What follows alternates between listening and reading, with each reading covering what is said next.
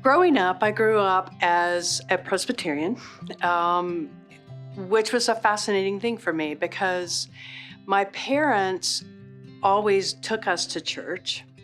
We didn't talk about church at home, but there were instrumental people in my life who helped shape and form aspects of who I am today. However, the Calvinistic theology never settled with me.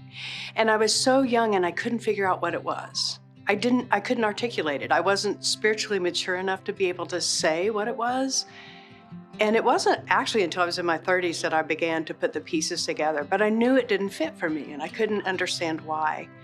And I remember at one point we were meeting, my mother and dad in Nashville, Tennessee. I grew up in Oklahoma and we lived here in North Carolina, and Mother said, they were hours and hours and hours late.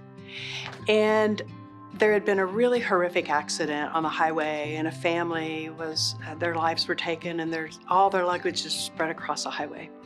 And I remember, here's what stood out to me, is Mother said, oh, it was their time. And Mother always ticked a clock by it was their time. And that just grieved me. And I couldn't imagine God sitting with a ledger sheet and all that. So all that to just say, the theology didn't settle for me, and I couldn't figure it out. And when I was taking, it was an ethics course, Christian ethics, with Dr. Laura Stivers. And we were studying Good News to the Poor by Jennings. And it was like a light went off for me. And the more I studied and the more I steeped myself in the theology of who we are as United Methodists, the more I felt at home. And so for me, I love being a United Methodist because I love that my theology is steeped in grace.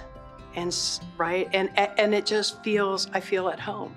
And I also love who we are in relation to one another, because that's God's relationship with us. All is bound together. And so for me, it's a mixture of who we are in our theology of grace and who we are as a people who are connected and in relationship with one another.